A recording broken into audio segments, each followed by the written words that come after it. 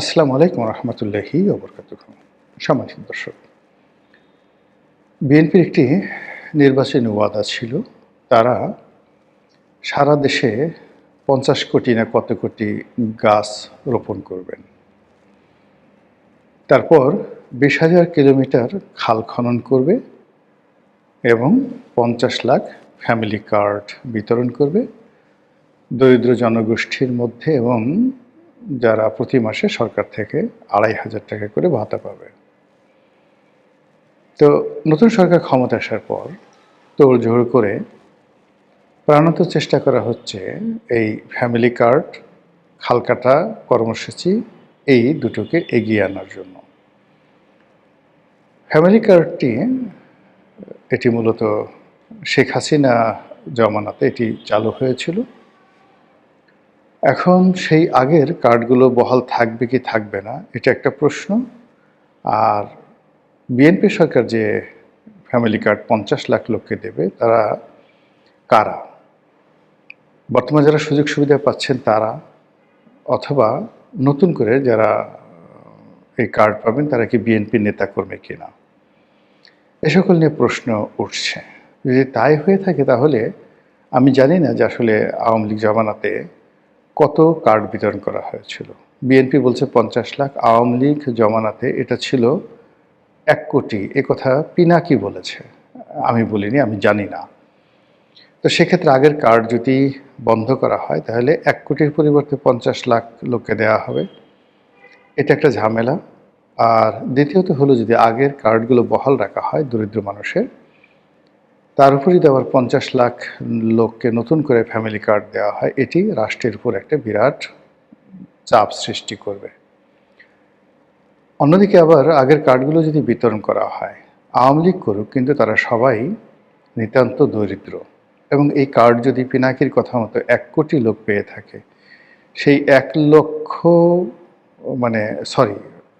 কোটি লোক পেয়ে থাকে, তাহলে সেই ১ কোটি লোকের নাম বাদ দিলে এই ১ কোটি গরিব মানুষকে নিয়ে সারা বাংলাদেশে বিএনপির যে বদনাম হবে, যে অভিশাপ তারা দিবে, এবং পথে ঘাটে মাঠে ময়দানে তারেক রহমান সাহেবকে নিয়ে যে সকল কথাবার্তা গরিব মানুষ বলবে, ওটা সারা বাংলাদেশের আকাশ পাতাল রীতিমতো ভারী করে তুলবে।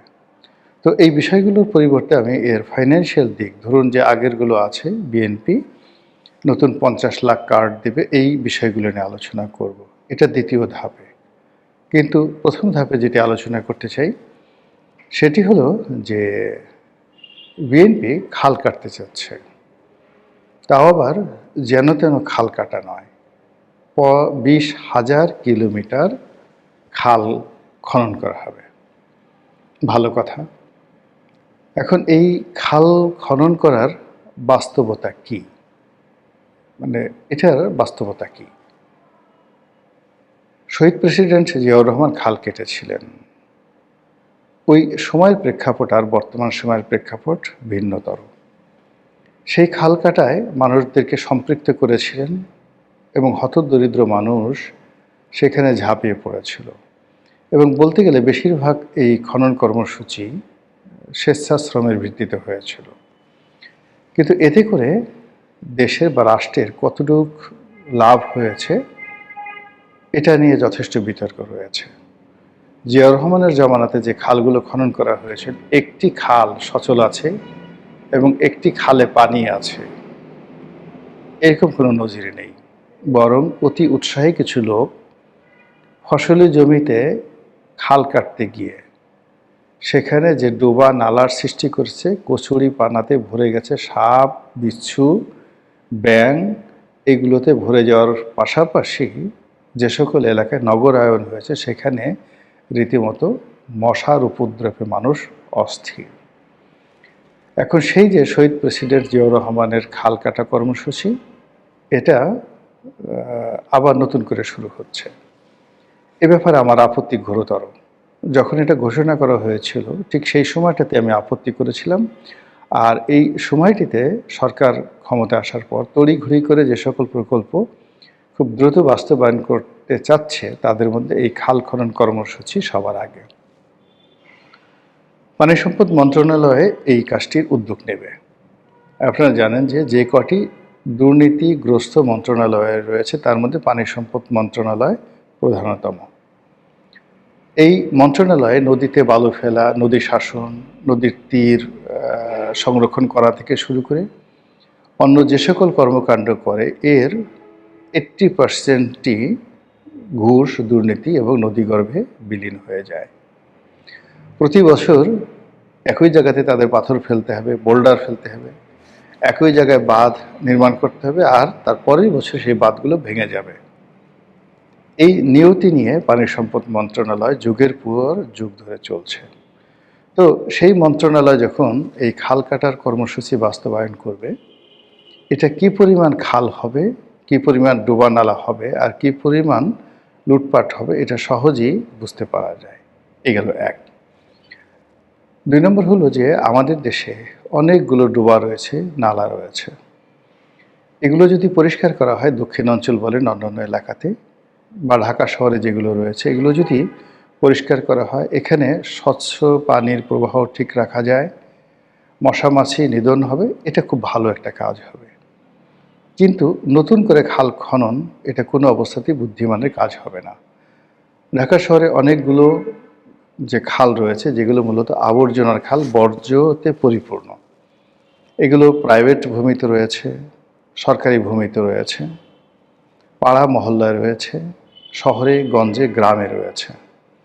তো যেগুলো আসলে আছে সেইগুলোতে যদি খনন করে মাছ চাষ করা হয় এবং এগুলোকে একটা প্রকল্পের আওতায় আনা যায় তাহলে ভালো কাজ হবে। কিন্তু দেখা গেল যে অতি উৎসাহী লোকজন সেখানে কিছু মাটি ফেলে দিল, সেখানে কিছু মাটি ভরাট করলো, সেখান থেকে কিছু মাটি উত্তোলন করলো, কিছু কুচুরি পানা পরিষ্কার করলো, 2 দিন পরে আর খোঁজ খবর নাই, টাকা শ্রাদ্ধ হয়ে গেল।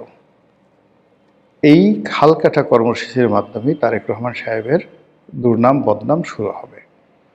আবার এই খাল কাটার মাধ্যমে হাওয়া ভবন ফিরে আসবে এবং টাওয়া ভবন ফিরে আসবে।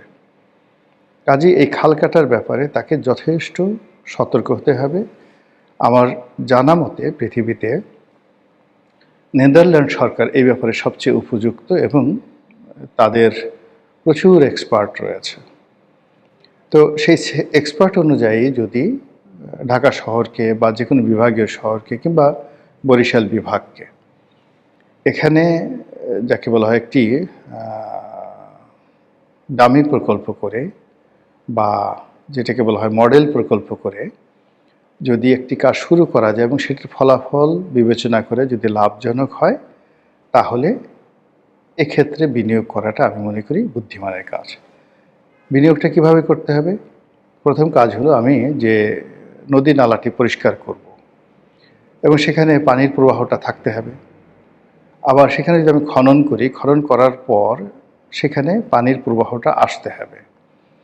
কিন্তু আমাদের দেশের যেভাবে বিভিন্ন এলাকাতে পানির স্তর নেমে গেছে, সেক্ষেত্রে 30 ফিট 40 ফিট পর্যন্ত খনন করার পরেও শীতকালে বা গ্রীষ্মকালে পানি পাওয়া যায় না।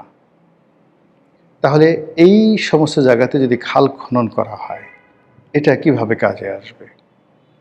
2 নম্বর হলো যে আমাদের যে সেচ ব্যবস্থার কিন্তু আমূল পরিবর্তন হয়েছে। যেহেতু জমিতে সেচ দিলে 4-5 ঘন্টার বেশি জমি শুষ্ক থাকে না। কারণটা হলো ওই যে পানির স্তর নিচে নেমে গিয়েছে। এই অবস্থাতে এমনকি যে ড্রেনগুলো আগে মাটির ড্রেন তৈরি করা হতো আজ থেকে 20-30 বছর আগে বা 40 বছর আগে, এখন সেই ড্রেন মাটির পরিবর্তে সেখানে কনক্রিটের ড্রেন তৈরি করা হচ্ছে যেন যেখানে পানি ফেলা হয় সেই পানি ফসলি জমিতে পৌঁছতে না পৌঁছতেই সেটা শুষে নিয়ে না যায়। তো এই যখন অবস্থা তখন 20 ফিট 30 ফিট 40 ফিট চওড়া যে খালগুলো খনন করা হবে এগুলোর মাটি কোথায় যাবে, আবার কয়দিন পরে ভরাট হবে এবং এগুলো কোনো কাজে আসবে না। এবং এই খাল কাটার মাধ্যমে বিএনপি রাজনীতিতে, বিএনপির জনপ্রিয়তাতে নিত্য নতুন কুমির এসে 12টা বাজিয়ে দেবে।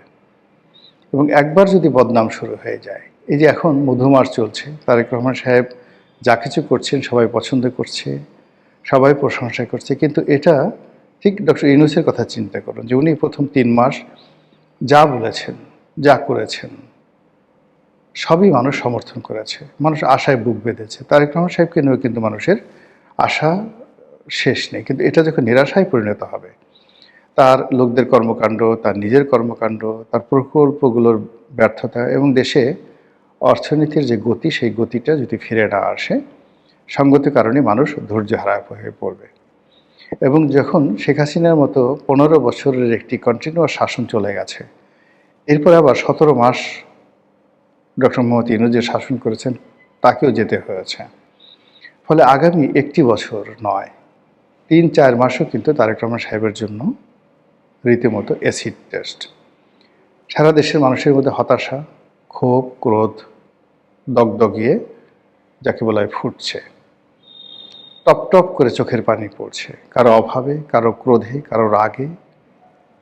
আজ আওয়ামী লীগের কথা চিন্তা করেন, জামাতের কথা চিন্তা করেন, এনসিপির কথা চিন্তা করেন, এবং একই সঙ্গে বিএনপির একটা বিরাট অংশ, যারা এই নির্বাচনে মনোনয়ন পাননি, যারা মন্ত্রী হননি, যারা এমপি হননি, যারা কমিটি থেকে বাদ পড়েছেন, যাদেরকে কমিটি থেকে বাদ দেওয়া হয়েছে, যাদেরকে দল থেকে দূরে তাড়িয়ে দেওয়া হয়েছে, অলমোস্ট 50%। কেবলমাত্র বিএনপির 50% লোকজন বিএনপির বিরুদ্ধে লেগে আছে এবং তারা চাচ্ছে বিএনপির ক্ষতি হোক। তার সঙ্গে যদি আওয়ামী লীগের লোক যুক্ত হয়, জামাতের লোক যুক্ত হয়, এবং জামাতের আমির অসুস্থ হয়ে পড়েছেন। বোঝার চেষ্টা করুন যে এই যে ইলেকশন, তারেক রহমান সাহেবের ক্ষমতা গ্রহণ, এটা তার উপর কী পরিমাণ মানসিক চাপ তৈরি করেছে। এনসিপির যারা লোকজন রয়েছেন তারাও রাগে ক্ষোভে ফুঁসছে। শুধুমাত্র একটা ওসিলা দরকার, এবং সেই ওসিলা যে কোনোভাবে, সেটা খাল কাটার মাধ্যমে হোক বা ফ্যামিলি কার্ডের মাধ্যমে হোক, শুরু হওয়া মাত্রই মানুষ হই হই রই রই করে রাস্তায় নেমে আসবে। কেউ একবার ভাববে না কোনটা ন্যায়, কোনটা অন্যায়, কোনটা সঠিক, কোনটা বেঠিক, কেউ একবার ভাববেন না। সুযোগ পাওয়ার সঙ্গে সঙ্গে কিন্তু মানুষ লাফিয়ে পড়ে যাবে। তো কাজেই এই যে আমাদের বাংলা সাহিত্যে যে প্রবাদ প্রবচন রয়েছে, খাল কেটে কুমির আনা, এখন যে অবস্থা হয়ে গেছে, এই খালে কুমির আসবে না। এই খালে এমনকি কোনো ওই পুঁটি মাছও আসবে না, কিন্তু এই খালে দুর্নীতির হাঙ্গর ঢুকে যাবে। কাজেই এই দুর্নীতির হাঙ্গর থেকে যদি তারেক রহমান সাহেবকে বাঁচতে হয়, তাকে সব প্রকল্পগুলো ধীরে সুস্থে পরীক্ষামূলকভাবে চালু করতে হবে। যেটি বাস্তব, যেটি লাভজনক, সেটি কন্টিনিউ করবে, আর যেটি লাভজনক নয়, সেখান থেকে ফিরে আসাটাই বুদ্ধিমানের কাজ। আগে দেশ, আগে রাষ্ট্র, এরপর মানুষের জীবন। এখানে সমালোচনা কিংবা জেদাজেদি কিংবা আবেগ, এটা কখনোই রাষ্ট্রের এই দুর্বিষহ সময়, এই সময় প্রাধান্য দেওয়া উচিত নয়। মহান আল্লাহ আমাদের সবাইকে হেদায়েত দান করুন এবং হেফাজত করুন। আসসালামু আলাইকুম ওয়া রাহমাতুল্লাহি ওয়া বারাকাতুহু।